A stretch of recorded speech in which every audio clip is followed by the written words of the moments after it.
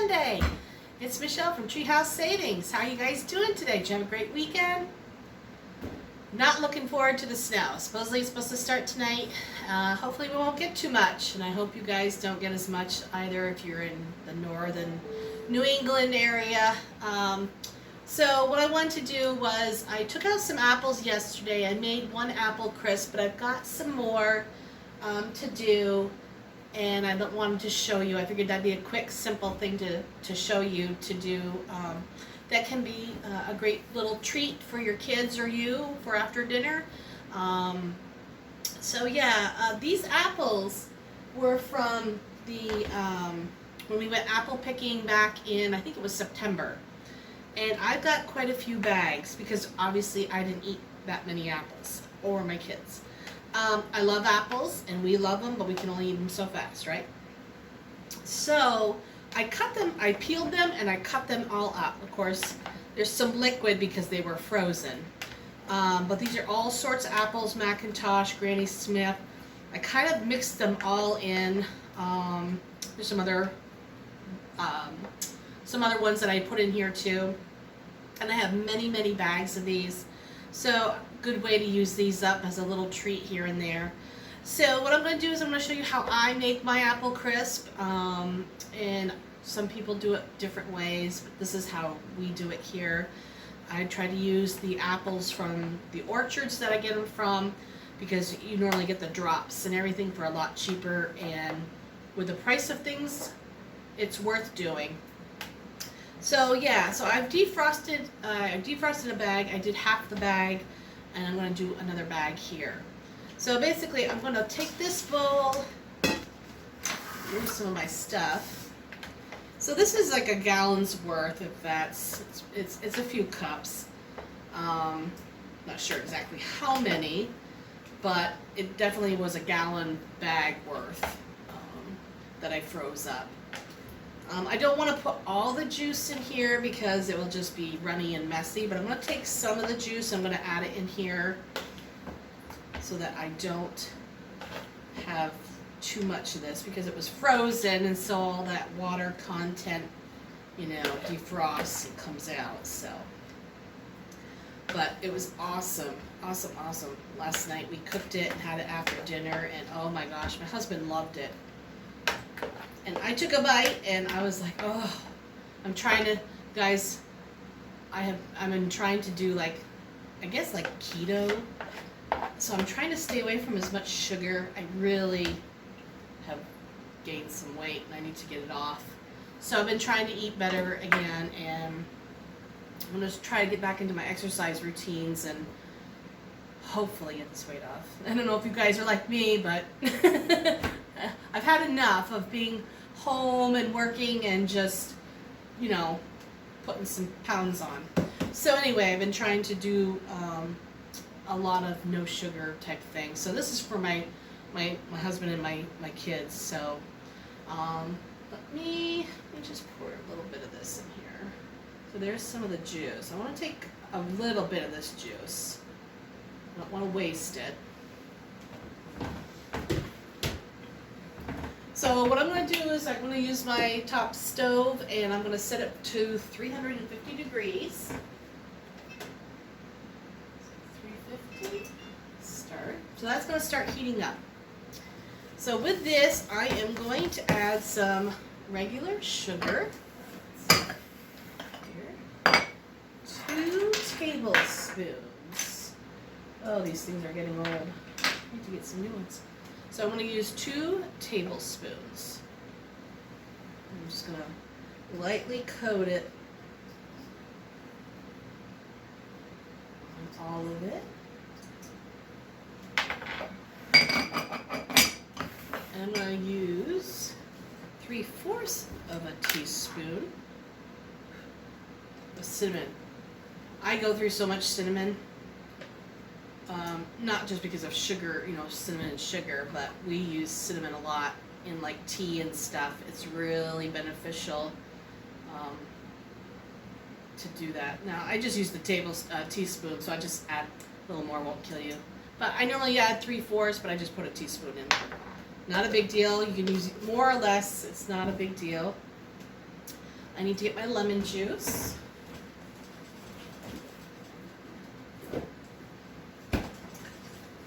I don't have any fresh lemons, so I'm just gonna use the cheat. So a teaspoon and 3/4 of a teaspoon. I'm gonna get that in there. Just 3/4, or 2 teaspoons if you want to make it simple. And then I'm just gonna get my little, do I have another spatula? Use this one. I'm just gonna coat this. So it's all nice and coated.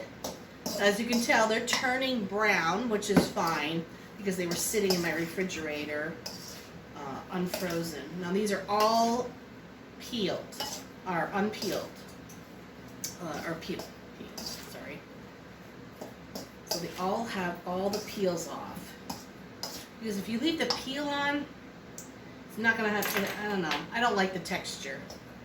So I prefer no peel. Alright, so that's good and mixed up right now. So I'm going to put that aside. So in this mixing bowl, I'm going to get my cup out. And I'm going to add 1 cup of brown sugar. Now, of course, I get these big ones from Sam's. We go to our local Sam's over yonder here.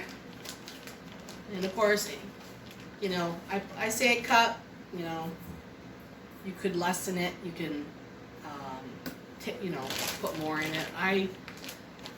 If it's a treat once in a while, I don't mind, but if you're having way too much sugar, you should probably cut down on the sugar. Me, I will not eat this. I'm going to be good. It's really hard to take away everything, you know, especially with sugar in everything. It's crazy. Sometimes I catch myself going, oh, sorry, can't do that. So I'm going to add a cup of oats. So I have these little small things that I was given from my mother. She doesn't eat too many oats. So that's a cup. And I'm going to put a little bit more because my kids love oatmeal. So I'll put like a cup and a half. So there's those. You know, you eyeball it. It's never perfect. You can put less or more into it. So then I need my flour. You're going to put a cup of flour in. I don't pack it down too much.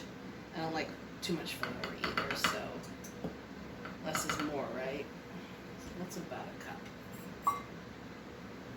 So that's a cup. And then we're going to put in, let's see, brown sugar, oats, flour, a half a cup of unsalted butter. So I have these sticks. Of course, it's still cold. And one of these sticks is a half a cup. Let me get my cutting board. And I'm going to cut these up into like little pea-sized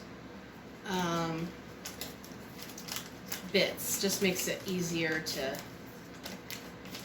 maneuver in the pan.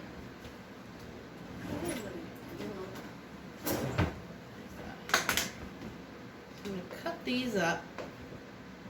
Just easier to move, you know, I use my hands and mix all the mixture together, and so I cut them up in little pieces. You probably have a better way of doing it, but this is just what I do. You do what you can, you know, you don't need all these utensils for things. You use what you got. You don't spend more than you have to, you know. So I am going to cut these up. Probably should have cut them up beforehand, but that's okay. So basically 1 stick is enough for this. And I'm going to be using like a 9x11 pan. It's 9x11.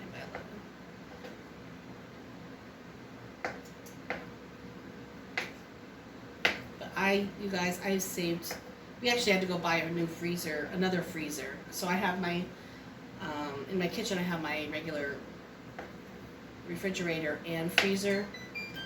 Oh, it's ready. And then we had bought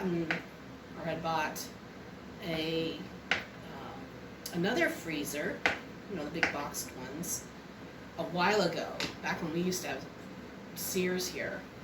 And so I used that to, you know, and then this past year, because of meat prices, my husband and I decided that we were going to invest in a cow. So we had to go buy another freezer. So I'm just going to use my hands. I think I need my salt. I just need a little pinch of salt. I'm just going to take my teaspoon, and you don't need much, just a little bit. So now I'm going to take my hands and I'm going to mix this all together. But yeah, we decided to buy a cow, and so we did not have the space for it, and we had to go and buy another freezer. And that was hard. There was not many options, obviously, because of the supply out there and people wanting the same thing to do the same thing to stock up on stuff. It was difficult, but then once things eased, we found one, and actually we bought it at Sam's for a great price.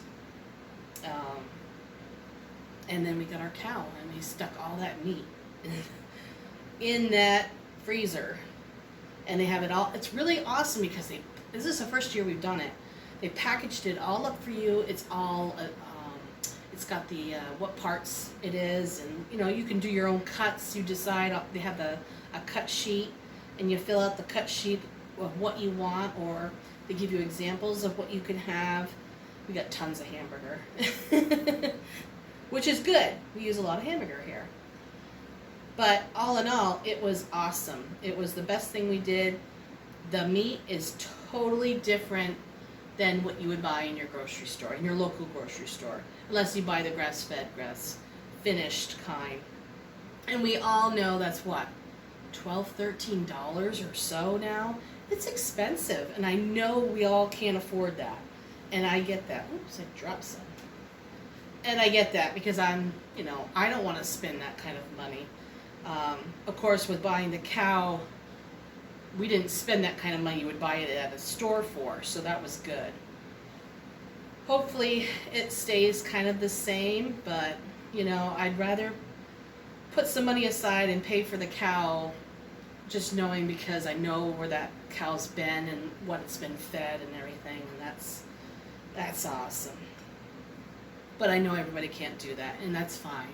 You do what you can. You know, if you need the 70%, then use the 70%. Try to get as much fat out of it, you know, as you can. Things like that. Just cost-saving measures there. You know, if that's what you can afford, that's what you can afford. Everybody is different, and don't think anything less. And another example is when you go to your grocery store, if you go in the morning, I've noticed, or late at night sometimes, I'm dropping this everywhere, they mark down their meat.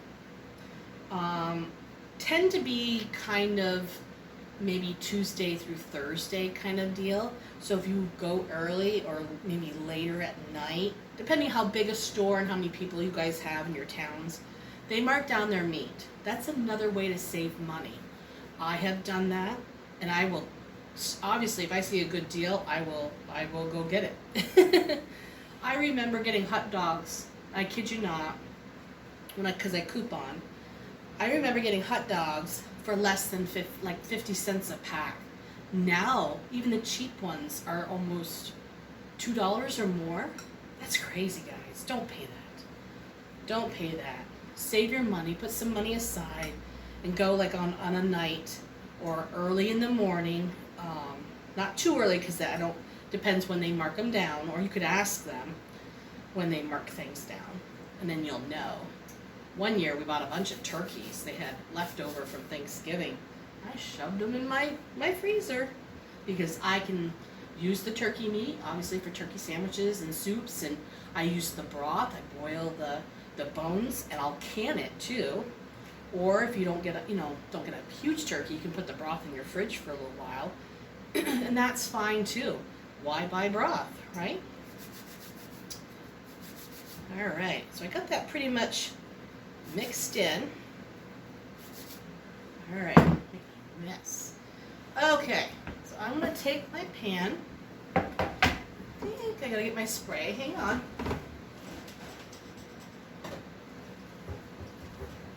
My non-stick spray. This is one from Aldi's. I got cheaper than Sam's. And I don't mind it. It's been okay. Alright. So now I'm going to put my mixture into my pan.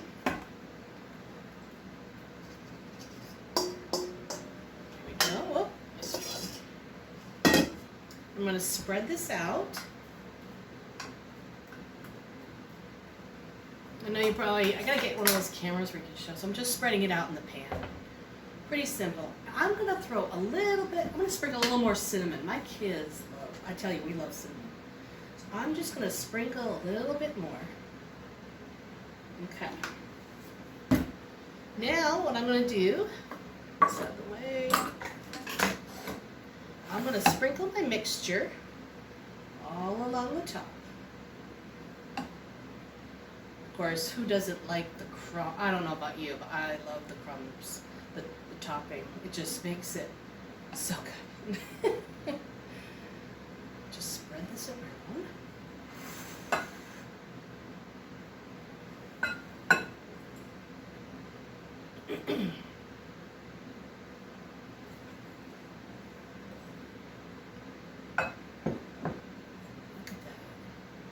Just looks yummy.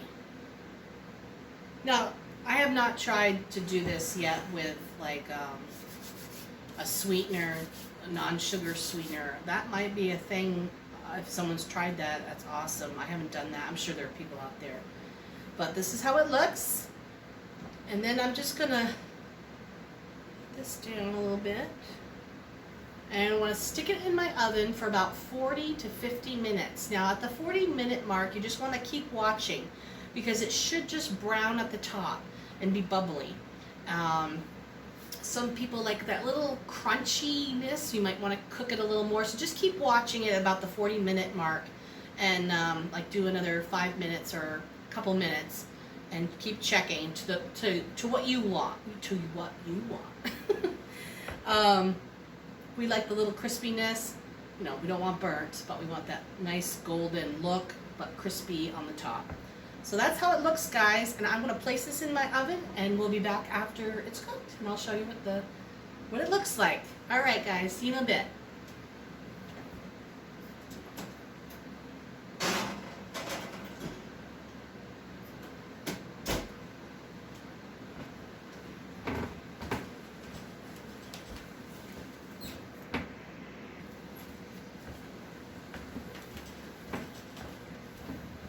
Okay, everybody, it's been probably about 45 minutes, and I had checked it before at 40. It was still not done. My timer just went off, so I'm going to pull this out, and I'm going to show you what it looks like. I can just smell it. It just smells, oh, so good. So I am going to shut my oven off. Oh yes. And look at golden brown. Oh, spill it. Golden brown. It's really sizzling hot. And the juices are flowing, so I don't want to tip it too much, but it is just a nice golden brown. And I'm going to let this cool down. And my kids will be home later this afternoon after school, and my husband will be home. Maybe they'll want a nice slice then, or I'll wait until after dinner. Maybe throw a little vanilla ice cream with that, maybe a little whipped cream. Great tasting. Oh, the smell just smells so good. All right, guys. Well, that's my little baking dish for today. So I hope you enjoyed it. It doesn't take much, guys, to make something so nice. A few apples, and look what you made. You know, some oatmeal. You got some brown sugar and stuff. It's well worth it, especially when you have kids. As long as it's not too much, because it's got sugar in it. But anyway, guys, I hope you enjoyed this baking video. Stay tuned. We'll have some more tips and tricks and cooking and whatever else we decide to do. All right, guys. Have a great day. God bless.